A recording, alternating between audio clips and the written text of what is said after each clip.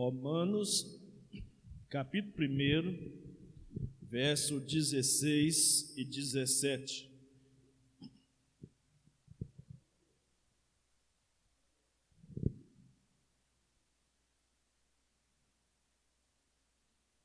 Todos encontraram, amém?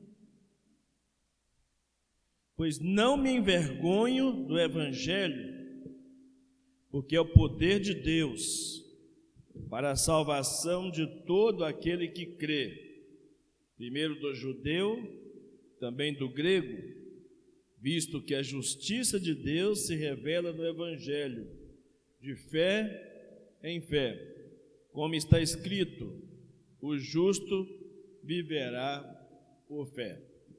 Amém. Nosso Deus, nosso Pai, nós te agradecemos nesta noite pela tua palavra, por todo o impacto e por toda a importância que essa palavra tem em nossas vidas.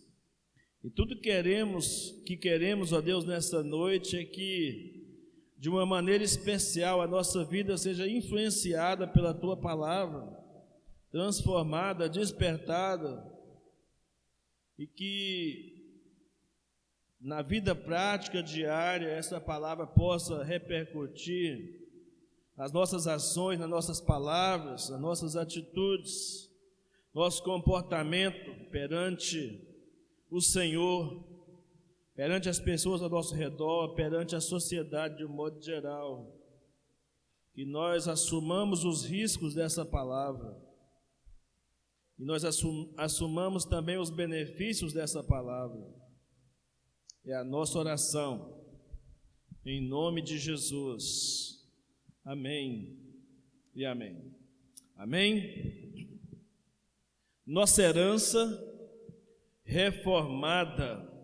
Quando se fala de fé reformada ou se fala de reforma protestante, quando se fala de reforma de um modo geral, estamos falando de conserto, de algo que precisa ser consertado. É o que acontece com um carro, com a bicicleta, com uma roupa, com uma casa. São os reparos que precisam ser feitos para que os objetos aqui mencionados mantenham o nível de funcionamento da forma que se espera. Quando a coisa não vai bem, quando alguma engrenagem não vai bem, é preciso que seja consertado. No caso da igreja, não estamos falando do prédio,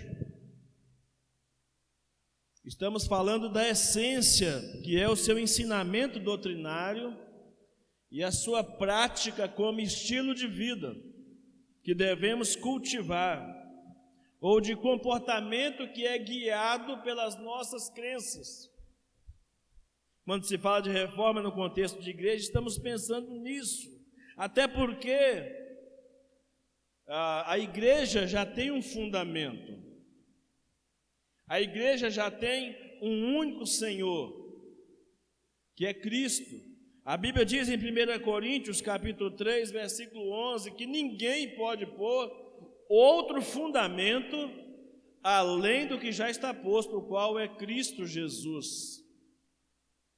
No Evangelho de Mateus, capítulo 16, os versos 16 a 19, num diálogo de Jesus com seus discípulos, o apóstolo Pedro responde a perguntas de quem é Jesus, dizendo: tu és o Cristo, o Filho do Deus vivo. E Jesus então se revela a Pedro, dizendo: olha, Pedro, não foi de você mesmo essa resposta. Não teria o homem competência para chegar a essa conclusão de que o fundamento é Jesus. E Jesus diga: eu te digo que tu és Pedro, e sobre esta pedra. E esta pedra não é nem Pedro, nem tampouco a declaração que ele fez. Essa pedra é uma referência ao próprio Cristo, fundamento da igreja que o apóstolo Pedro entendeu, que o catolicismo romano não entendeu, mas que o apóstolo Pedro, que é tido pelo catolicismo romano como o primeiro papa, Pedro entendeu perfeitamente.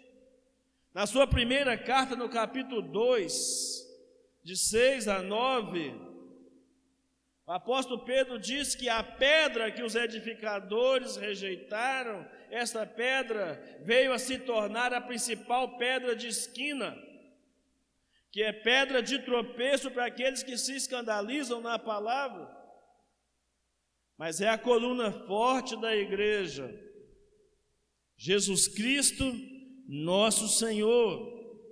Em outras palavras, é tudo que gira em torno da pessoa de Cristo, em torno da obra de Cristo, em torno dos ensinamentos de Cristo, do exemplo da própria vida de Cristo. É disso que a Bíblia está dizendo, e é isso que irrompeu o movimento de reforma protestante no século XVI. Foi em cima dessa premissa, em cima dessa verdade, Lutero entendeu que a igreja do seu tempo precisava de uma reforma, que a igreja do seu tempo já havia desviado há muito da essência do ser igreja, com esse fundamento cristocêntrico. A igreja havia desviado o foco do centro, que é Jesus.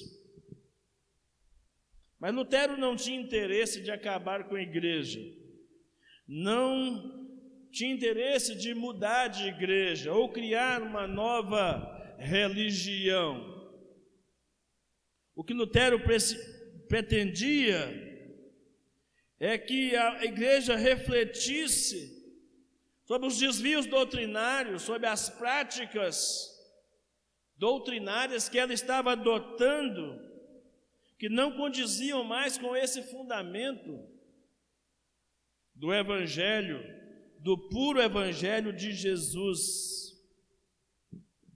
O que Lutero queria é que a igreja reformasse seus ensinos e suas práticas. Isso estava no pensamento, na mente de Lutero, ao pensar em reformas, em propor reformas. O ato de Lutero, irmãos, o ato histórico, marcante, de pregar na porta da igreja de Wittenberg as suas 95 teses, esse ato histórico não era uma afronta. Talvez alguém olhando hoje para a história 504 anos passados, pode imaginar que fosse uma afronta da parte de Lutero pregar aquelas 95 teses na porta da igreja, onde era uma igreja e escola, da qual ele era um dos líderes. Não, era uma prática comum da sua época, da sua cultura. Quando alguém tinha algum assunto a ser debatido, pregava-se na porta da instituição e chamava o povo, chamava as autoridades, chamava os líderes para o debate das ideias. Chamava-se os intelectuais e os religiosos da época para um debate de ideias, para uma reflexão sobre necessidade de mudanças, uma correção na rota, na caminhada, como aquilo que Lutero estava propondo. Não era de interesse dos religiosos de sua época, preferiram declarar guerra contra Lutero e seus ensinamentos, do que pensar ou debater o que estava sendo proposto pelo monge agostiniano Martim Lutero. Essa é uma realidade histórica. Então, toda essa transformação que veio a partir da Reforma Protestante, de 31 de outubro de 1517, imagino eu, que tomou forma, consistência, grandiosidade, da forma que tomou, certamente por um propósito e por uma direção divina. Deus guiou a história da igreja, Deus guiou a história do seu povo para esse ápice, pois depois do Pentecostes, esse foi o maior acontecimento da história da igreja de todos os tempos, que mudou radicalmente o comportamento da igreja. E aquilo que nem mesmo Lutero imaginava, houve uma cisão, houve uma separação. O que dizia respeito às práticas e aos ensinamentos pregados até então. Eu fico pensando que assim como Deus, lá no passado, endureceu o coração de Faraó, no momento da libertação do seu povo do Egito, Deus também tem endurecido o coração dos líderes religiosos da época de Lutero, para que a igreja remanescente fiel se manifestasse, se levantasse e prosseguisse, a ponto de romper com a estrutura institucionalizada e romanizada da igreja que vinha com sua origem apostólica, mas que não tinha nada de doutrina dos apóstolos. E com isso imagino que toda vez que a estrutura, toda vez que a instituição sobrepõe mais que a essência, temos sérios problemas na proclamação do verdadeiro evangelho. Esse evangelho que o apóstolo Paulo diz aqui, do qual não se envergonhava. Quando a estrutura, a instituição fala mais alto que a essência, os problemas, as heresias, os falsos ensinamentos começam a brotar. Por isso, além do legado dos 5 solas da reforma, das proposições de transformação social que a reforma protestante trouxe, nós também recebemos um legado de um lema, que era o lema de Martim Lutero, que deve estar em nossa mente o tempo todo, corrigindo a rota, corrigindo os desvios da caminhada. Lutero dizia: Ecclesia reformata et semper reformanda est. Uma igreja reformada, reformando-se sempre, sempre se reformando. Lutero imaginava que seria só uma reforma, só uma pequena reforma seria necessária, mas Deus desejava jogar a estrutura no chão, romper com a estrutura, porque o fundamento havia corroído. Imagine os irmãos, nós estamos aqui fazendo reformas no templo há muito tempo, e de repente descobríssemos que a estrutura está comprometida, de nada valeria as reformas que fizemos, ou que faremos,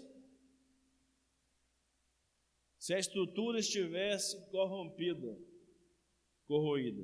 Do ponto de vista doutrinário também, a igreja não consegue andar quando há divisão, quando há ruptura na sua essência doutrinária, quando os fundamentos da palavra são deixados de lado, e quando a nossa prática não condiz com a realidade bíblica. A reforma tem 5 pilares, que nós chamamos de 5 solas. A palavra sola significa somente, latim. Somente, sola escritura, somente as escrituras, ou somente a Bíblia, e toda a Bíblia. Solus Christo, somente Cristo. Sola gratia, somente a graça. Sola fide, somente a fé. E soli deu glória, a glória somente a Deus, ou somente a Deus a glória. Queremos focar especificamente em 2 princípios desse aqui, para considerar nossa reforma protestante, ou a nossa herança da reforma protestante, que é o princípio do somente as Escrituras e somente a fé, sola Escritura e sola fide, porque nós olhamos para esse texto de Romanos 1, 16 e 17, é exatamente o que podemos perceber. O Evangelho como base da salvação. O apóstolo Paulo diz: não me envergonho do Evangelho. Por 2 razões básicas, Paulo não se envergonhava do Evangelho. Primeiro, porque o Evangelho é o poder de Deus para a salvação de todo aquele que crê. E segundo, porque a justiça de Deus se revela no Evangelho. Essas são as 2 razões pela qual o apóstolo Paulo, e depois por entendimento de Lutero, a respeito desse texto, chegou à conclusão que somente as Escrituras são capazes de nos guiar à fé verdadeira. Por isso ele diz que a justiça de Deus se revela no Evangelho de fé em fé. De fé em fé. E a outra manifestação dessa cultura do reino, dessa cultura do Evangelho, dessa cultura do sola Escritura, está na justificação pela fé somente, ou o sola fide, quando Paulo declara, está escrito, citando as Escrituras Sagradas: o justo viverá por fé. O justo viverá por fé. Então Lutero, o grande reformador, foi muito feliz ao ler Romanos 1, 16 e 17 e perceber o poder do Evangelho e a salvação que é pela fé, aonde o justo não somente é salvo, mas se vive pela fé. E aqui nós encontramos 3 princípios para pensarmos. Primeiro, a Bíblia toda e a justificação pela fé somente, é bom que se diga isso, impulsionaram, foi o motor, né, foi o impulso para o movimento chamado Reforma Protestante. O apego à Bíblia, a volta às Escrituras Sagradas e o descobrimento dessa doutrina graciosa da justificação pela fé somente. Esse é o primeiro princípio. A Bíblia e a justificação pela fé somente impulsionaram ou irromperam com o movimento de reforma protestante. O segundo princípio é: a Bíblia e a justificação pela fé somente deram continuidade ao movimento de reforma protestante. Deram continuidade ao movimento de reforma protestante. E o terceiro princípio é que a Bíblia e a justificação pela fé são o fundamento,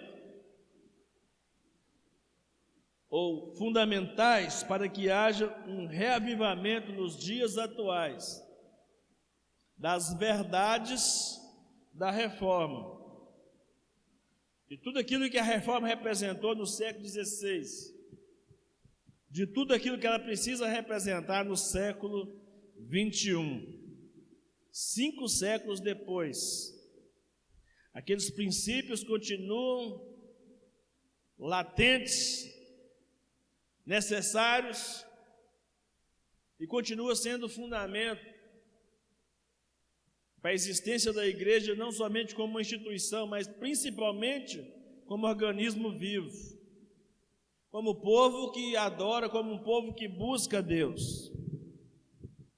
Pensando nesse primeiro princípio da Bíblia como justificação, da Bíblia a justificação pela fé somente como o motor que impulsionou a reforma protestante,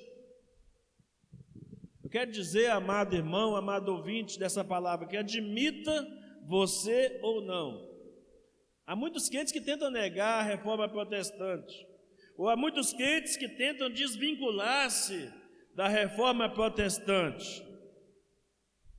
Aliás, tem crentes que não querem, que nem sequer comemoram, nem sequer agradecem a Deus por um mover tão grande que o próprio Deus operou no seio da igreja, esse mover da reforma protestante. Então, se você é um cristão evangélico, seja qual for a sua tendência, tradicional ou pentecostal, não importa. Hoje nós somos filhos e filhas da reforma, admitindo você ou não, pelo menos em termos de herança. Nós somos resultado, nós somos consequência de tudo aquilo que aconteceu há 504 anos, querendo você ou não. Claro que as nossas vidas precisam passar por uma avaliação criteriosa para sabermos se somos de fato filhos e filhas da reforma em nossas crenças e em nossas práticas. Não é só dizer, nós somos resultado daquilo, mas não vivemos para aquilo, não adianta nada.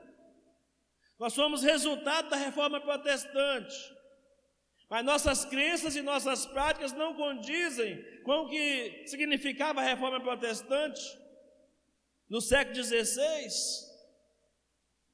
De nada terá validade para nós isso. Essa que é a verdade. Então, ao examinarmos o que Deus fez na época da reforma e nos anos seguintes, século XVII, com o movimento dos puritanos, na Inglaterra, na Holanda e na Nova Inglaterra, que é os Estados Unidos da América, devemos perguntar a nós mesmos: estamos sendo verdadeiros herdeiros da reforma?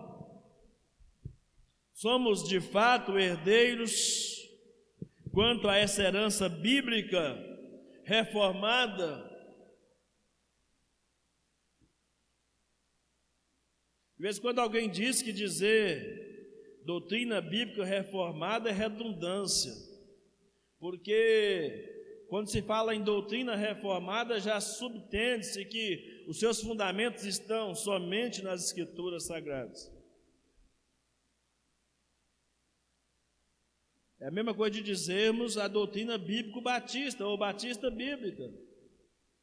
Se os nossos fundamentos, se a essência das nossas confissões estão fundamentadas nas Escrituras Sagradas. Irmãos, tenho insistido nos últimos 12 anos em comemorar o dia da Reforma Protestante. Desde 2009, nós comemoramos esse dia, não importa o dia que ele aconteça da semana, mas para nós tem sido algo significativo, como uma forma de resgate da nossa história,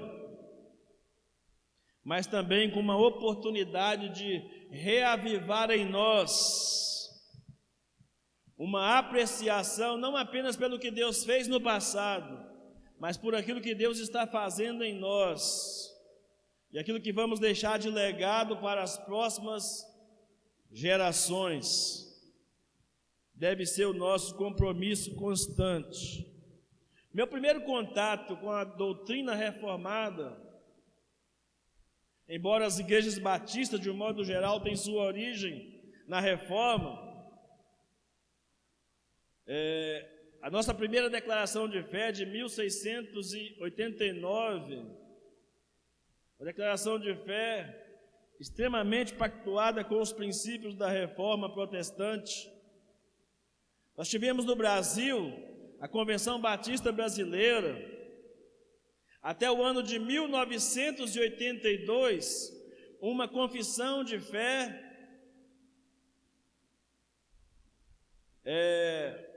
chamada Declaração de Fé Batista, que era baseada na Declaração de Fé de New Hampshire.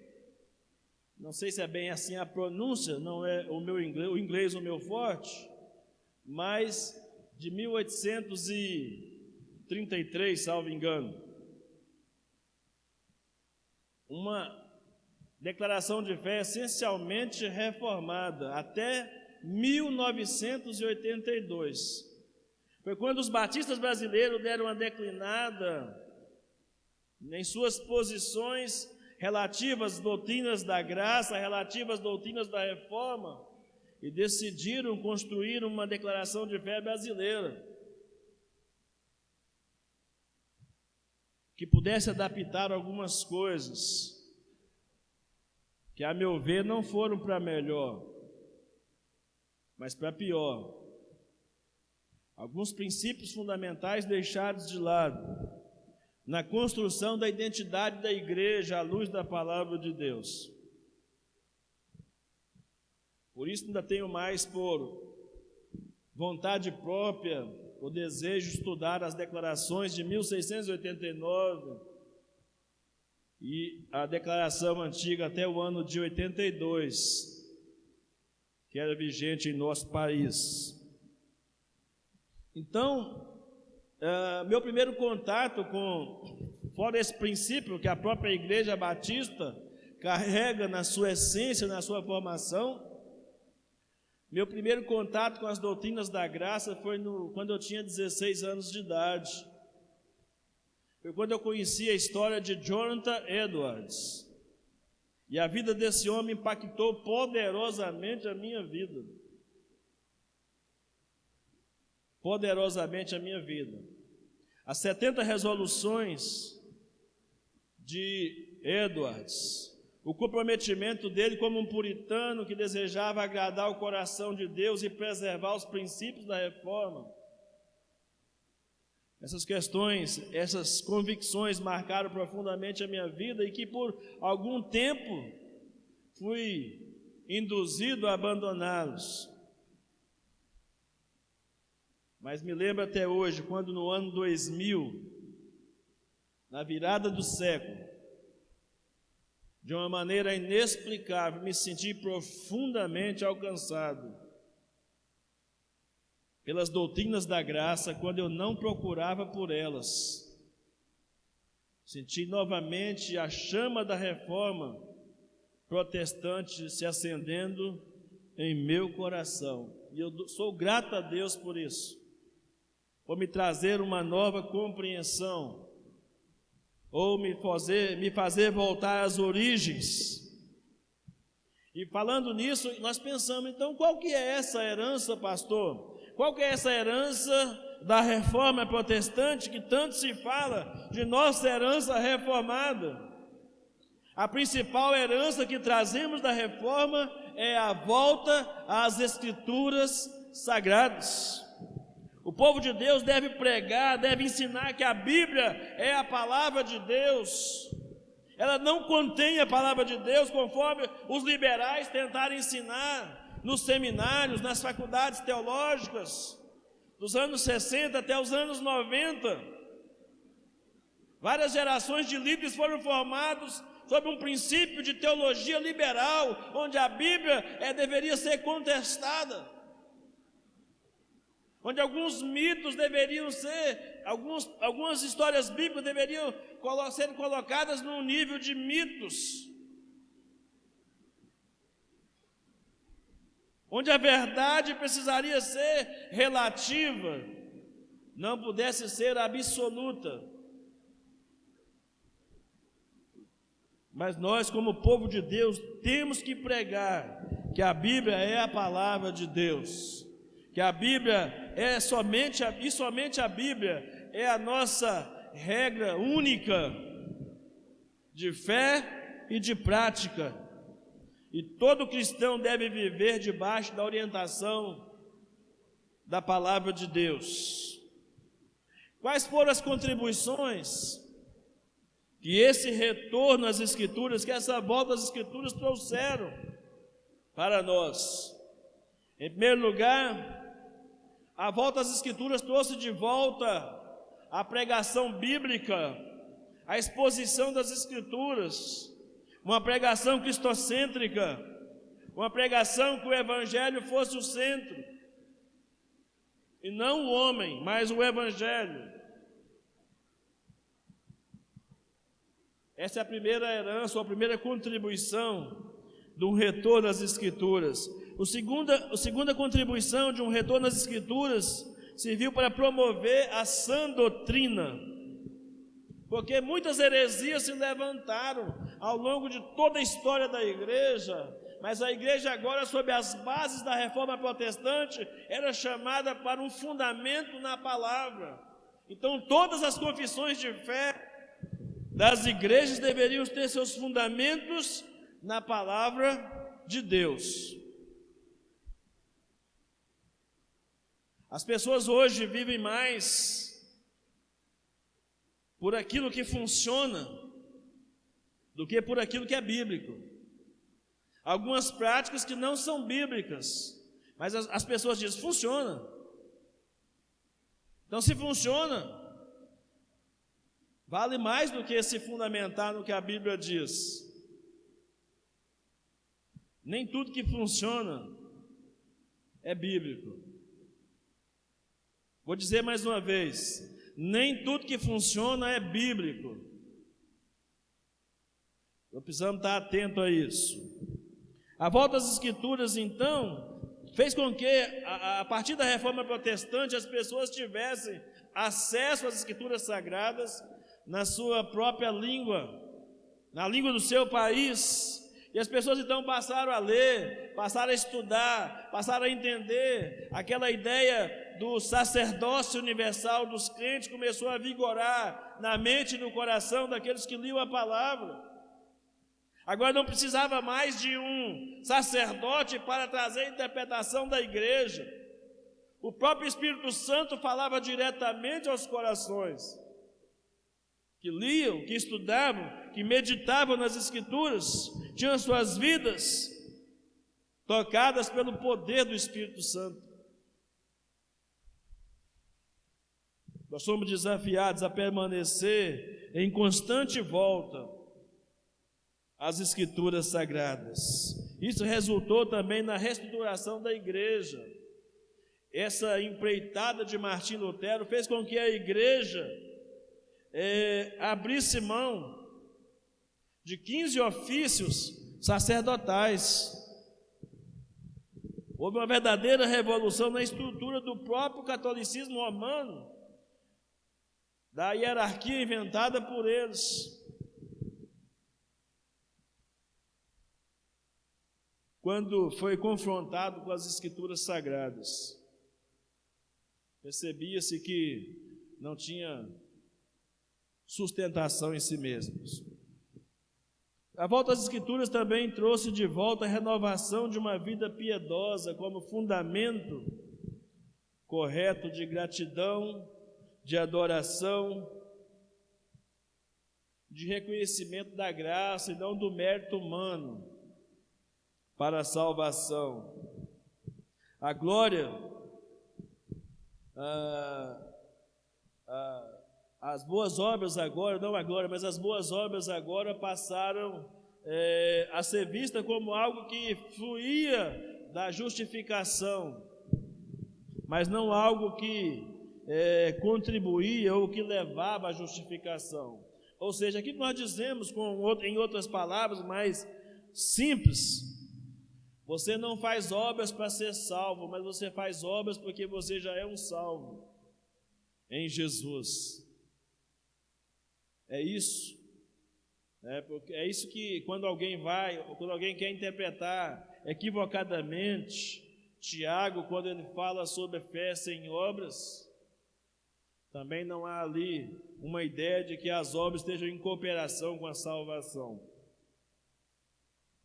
Qualquer interpretação nesse nível, ela é equivocada, porque a Bíblia diz em Efésios capítulo 2, versículo 8 e 9, pela graça sois salvos por meio da fé. Isso não vem de vós, é dom de Deus, não vem das obras para que ninguém se glorie. Então já está decretado pela palavra que não vem das obras a nossa salvação, mas nem por isso deixamos de realizá-las, mas como resultado de nossa gratidão e não como instrumento para a nossa salvação. Acima de tudo, a volta das Escrituras trouxe de volta a glória de Deus no meio da igreja, irmãos. Trouxe de volta a glória de Deus no meio da igreja, ou seja, as tradições, os ornamentos, os ídolos dos homens deram passagem para a palavra de Deus. Com o retorno às Escrituras, com a volta às Escrituras, a glória foi tirada dos templos e foi dada somente a Deus. A glória foi tirada dos homens, numa época em que a glória deveria ser dada somente ao Papa ou somente aos reis. A descoberta de Lutero na palavra de Deus traz de volta a glória ao seu lugar devido, que é somente a Deus que se deve a glória, somente a Deus que se deve a honra. Então os ídolos foram quebrados, somente Deus adorado, o homem foi humilhado e Deus foi exaltado nesse retorno às Escrituras. Aleluias.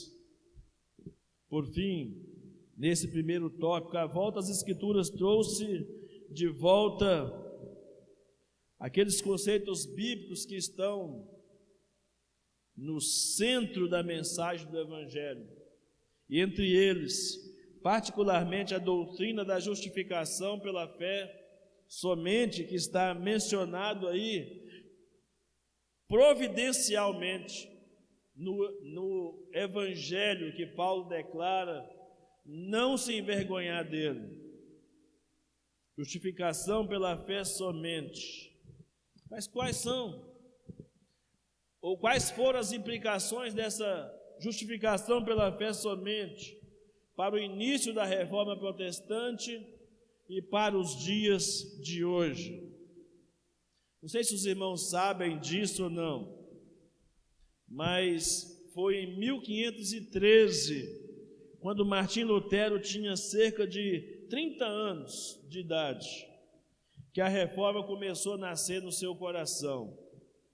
Ou seja, 4 anos antes da publicação das 95 teses, mas bem antes disso, ele provavelmente uns 10 anos, há 10 anos ele vinha lutando contra esse texto bíblico da justificação pela fé, que puseram de cabeça para baixo o ensino anterior que ele havia recebido. Vinha trazendo uma grande complicação, porque Lutero havia aprendido que a fé vinha, ou a salvação vinha, mesmo que parcialmente, através do esforço humano. Ou seja, o homem tinha uma pequena parcela de cooperação na sua salvação. Na pior das hipóteses, diziam. Na pior das hipóteses, o homem tinha uma pequena participação. Mas quando Lutero debate ou bate com seus olhos no texto de Romanos 1, 16 e 17, Aquilo começou a mexer muito na sua vida, porque o justo viverá pela fé é o evangelho em pequena porção. É o que Paulo está dizendo em Romanos 1, é o que ele estava disposto a dizer, a vontade que ele tinha de dizer, de proclamar que ele não tinha vergonha. Até uma figura de linguagem muito usada pelo apóstolo Paulo, de usar o negativo para expor o positivo. Ou seja, quando ele diz, eu não me envergonho, ele diz, na verdade eu estou com muita vontade de pregar. Na verdade eu estou com muita vontade de anunciar o evangelho a vocês. Mesmo em Roma, que é a cidade eterna, mesmo em Roma, que é a rainha das cidades, o berço da intelectualidade, o berço da religiosidade, mesmo lugar como aquele, Paulo dizia, está desejoso de pronunciar os efeitos e o poder desse evangelho que transforma e que salva o pecador, quando alcançado pela graça de Deus. Glória a Deus, aleluia. E por isso Paulo escreveu essa maravilhosa carta aos romanos, para dizer para eles da vontade do seu coração de ir ali pessoalmente e expor, talvez a carta de Romanos, mais do que qualquer outro livro da Bíblia, é que expõe assim com tanta clareza as doutrinas da graça gratuita, do amor leal de Deus e da livre e soberana vontade de Deus em salvar o pecador. E Paulo fez isso de maneira sistemática, sistematizou toda a doutrina da salvação na carta aos Romanos. O livro de Romanos talvez tenha sido o livro mais lido do Novo Testamento, lado a lado com os evangelhos, a carta de Paulo aos Romanos. Naquela época havia até um comentário entre os puritanos que ninguém seria reformado de verdade, ou puritano de verdade, ou poderia ser considerado um reformador, se não tivesse lido e escrito um comentário da carta aos Romanos. Por isso alguns pregadores dizem que a carta aos Romanos é o coração do evangelho, a essência daquilo que Jesus ensinou em Mateus, Marcos, Lucas e João, porque ali vemos expostas de maneira sistemática a doutrina da salvação. E Paulo escreveu aos Romanos para explicar o evangelho, dizendo que ele não tinha temor de expressar essas verdades, nem medo de ir à cidade, que era uma cidade culta. Ele diz, eu não tenho vergonha do evangelho. Nós não temos que nos envergonhar do evangelho. Mesmo diante dessa cultura do cancelamento que há em nossos dias, nós como cristãos devemos nos manifestar. Hoje, mais do que nunca, os princípios de sola escritura, os princípios das sagradas escrituras precisam fervilhar dentro de nós, com sede de que a verdade seja proclamada e que os valores culturais de uma sociedade corrompida e perversa caiam por terra em nome de Jesus. Somos desafiados a viver na cultura do evangelho e não na cultura desse mundo. Quando Paulo diz que não se envergonhava do evangelho, em outras palavras, ele estava dizendo, olha, eu ficaria contente em levar o evangelho até vocês, porque eu não me envergonho dele, eu me vanglorio desse evangelho, eu estou pronto a pregar esse evangelho em todo lugar, porque essa é a melhor e essa é a maior notícia que o mundo já ouviu, é o evangelho.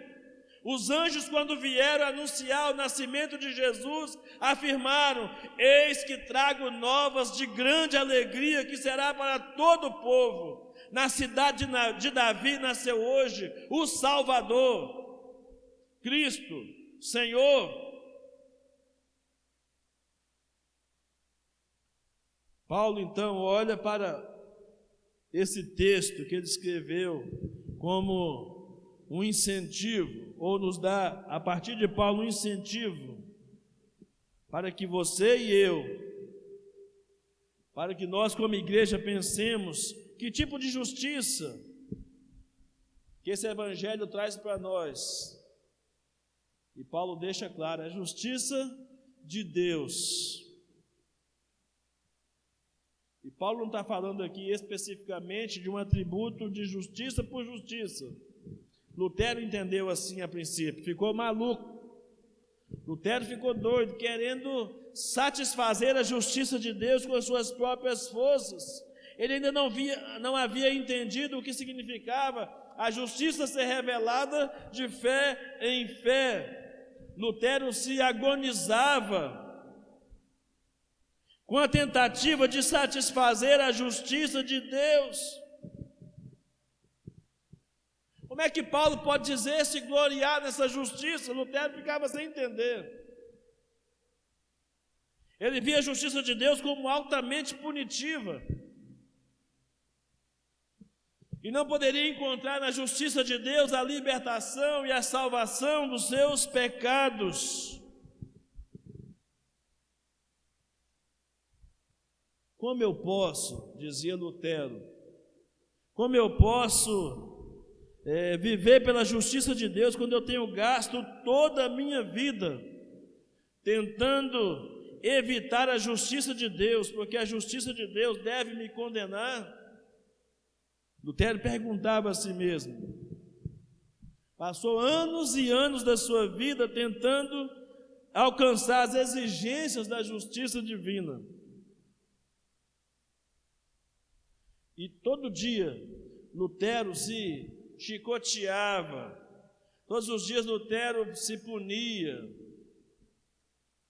jejuava dias e dias, fazia penitências pesadas, confessava com os seus superiores quase todos os dias, a ponto de um sacerdote dizer a Lutero: Lutero, por que você não dá uma saidinha do convento ou do mosteiro?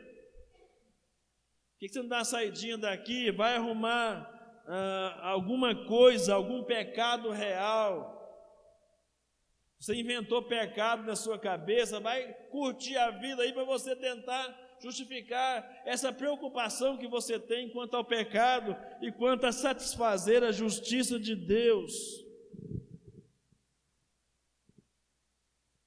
Lutero havia sido levado pelo Espírito Santo a ver o estado da sua natureza pecaminosa, e aí por mais que ele não tinha se envolvido com muitas coisas no mundo, mas aquele orgulho, aquela vaidade, aquele interesse de querer satisfazer a justiça de Deus por conta própria, revelava a natureza amada do seu coração.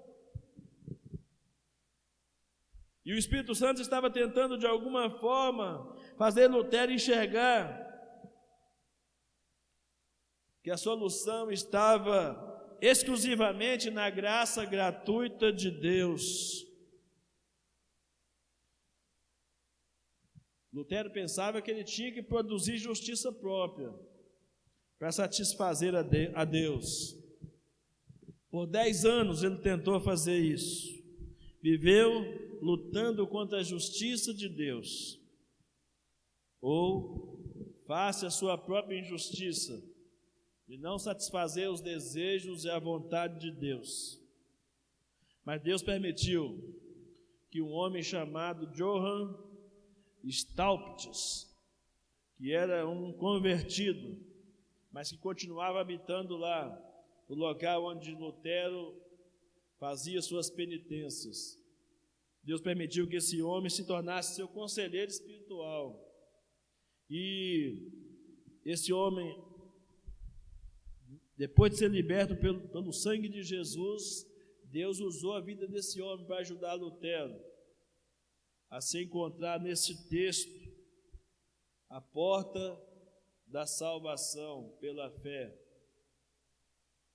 Pela graça sois salvos por meio da fé. Um dia, esse homem viu Lutero caminhando na sua cela, no seu quarto, de um lado para o outro, e ele pronunciou para Lutero a seguinte frase: seus votos nunca serão suficientes. Seus votos nunca serão suficientes. A salvação somente é encontrada fora de si mesmo, em Jesus Cristo. Outra vez, quando Lutero estava andando no seu quarto, pressionando as suas mãos, e ele ficava o tempo todo remoendo: meus pecados, meus pecados, meus pecados. Aquele conselheiro espiritual citou para Lutero uma parte do credo apostólico: eu creio no perdão dos pecados.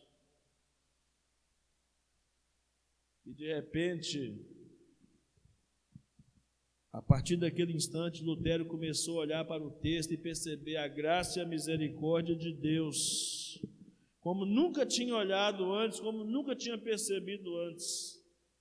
Ele começou a crer na misericórdia e na graça de Deus. Aleluias. Alguma vez você também já teve essa luta com você mesmo? Lutar por santidade, lutar para poder fazer a vontade de Deus, lutar para acertar nas suas decisões. Quantas vezes você passou por essa mesma situação que Lutero passou? Não estou dizendo que nós precisamos experimentar os mesmos 10 anos que Lutero experimentou, não. O próprio Lutero diz que ele contar a sua história, contar os seus dramas, contar a sua luta para vencer, a sua sede de justiça própria, é para evitar que nós passássemos pelas mesmas coisas que ele passou. Quando ele descobriu, quando finalmente as palavras de Romanos 1, 16, 17 penetraram na alma de Lutero, 10 anos aproximadamente depois de que ele começou a estudar esse texto de Romanos, foi um momento do desvendar, de tirar o véu dos olhos, da mente de Lutero, para que o Evangelho fosse desvendado perante os seus olhos. Pela primeira vez, ele viu com clareza a graça do Evangelho na pessoa de Cristo. Duas coisas, irmãos, deve ficar claro para nós aqui, na conclusão dessa palavra. Duas coisas. E você e eu nunca seremos capazes de fazer, mas que deve ser feita por nós. Primeiro, nós nunca poderemos cumprir a lei, e nós devemos cumprir, seja por nós mesmos, ou seja por outra pessoa que tenha feito isso por nós. Isso chama-se justificação pela fé. Jesus fez por mim e por você aquilo que nós não éramos capazes o suficiente de fazermos. A segunda coisa, por que é importante isso? De você entender a justiça de Cristo como a sua própria justiça. O cumprimento da lei por parte de Cristo como seu próprio cumprimento. Porque Deus não permitirá nos céus ninguém que tenha transgredido a lei e não tenha sido perdoado. Ninguém entrará no céu sem ter sido perdoado por ter transgredido a lei. E a Bíblia diz que nós tropeçarmos no mandamento, somos devedores de todos. Mas Cristo cumpriu a lei para que você e eu pudéssemos usufruir da graça salvadora. A segunda coisa é que nós nunca poderemos pagar a punição de nossos pecados, porque eles exigem de nós um inferno eterno. Não tente com as suas boas obras, não tente com as suas boas intenções conquistar o coração de Deus ou conquistar o favor de Deus. Graça é favor imerecido. Não se deixe levar por essa situação. Por fim, a Bíblia e a justificação pela fé deram sequência a todo o movimento de reforma que sucedeu e chegou até nós, passando pelo o movimento dos puritanos e chegando até os nossos dias, com muitas oscilações no meio do povo de Deus, momentos de muita frieza. Hoje, se você for na Europa, no berço da reforma protestante, é uma tristeza. Muitas igrejas fechadas, igrejas que foram símbolos, templos que foram símbolos da reforma, que viraram cassinos, viraram boates, ou simplesmente viraram pontos turísticos, onde as pessoas perderam totalmente o contato com os fundamentos da reforma protestante. Que Deus levante novamente homens como Martim Lutero, John Owen, Jonathan Edwards, Thomas Hooker e tantos outros, John Bunyan, Charles Spurgeon. Deus levante tantos outros em nossa geração, porque para um reavivamento que nós precisamos em nossos dias, para uma volta aos princípios da reforma, precisamos de pessoas, de homens de Deus, de mulheres de Deus, que nos conduzam à Bíblia, nos tragam um retorno às Escrituras e que fundamente a salvação na justificação pela fé somente, para que aquilo que ecoou nos ouvidos de Lutero e que ele manifestou em 31 de outubro de 1517, continue ecoando em nossos ouvidos, em nossos corações. O justo viverá pela fé, ou por fé. Que você e eu tenhamos um compromisso, ou assumamos um compromisso com essa palavra. Porque os católicos romanos não eram contra a fé. Os católicos romanos não eram contra a graça, não eram contra as Escrituras, não era contra a glória de Deus. Mas eles disseram que todas essas coisas precisavam de ajustes, de ajuda, precisava ser combinada com outras coisas, e que era o Papa que poderia decidir sobre essas coisas. Ele dizia, deve haver honra e glória a Deus, mas deve haver honra e glória ao Papa também. Deve haver fé, mas deve haver o esforço humano. Deve haver Escrituras, mas deve haver tradição também. E assim por diante. Era o chamado da igreja para um desvio de rota. E o que nós precisamos hoje? Para usufruir da nossa herança reformada, simplesmente retornarmos às Escrituras Sagradas. Precisamos apegar à doutrina da justificação pela fé somente. E eu quero terminar fazendo essa pergunta a você, meu irmão, minha irmã, nessa noite: por qual justiça você vive? Pela justiça de Deus ou pela justiça própria? Você ainda está vivendo alguma justiça que você produziu? Você ainda está confiando nas suas obras? De vez em quando a gente pergunta a algum crente se ele tem certeza da salvação, e ele fica com medo de responder se tem certeza, porque certamente está confiado em suas obras. De vez em quando alguém tem dúvida se é um escolhido de Deus ou não, certamente porque está confiado em suas obras. Ainda há esse ranço do catolicismo romano impregnado em nossas mentes e corações.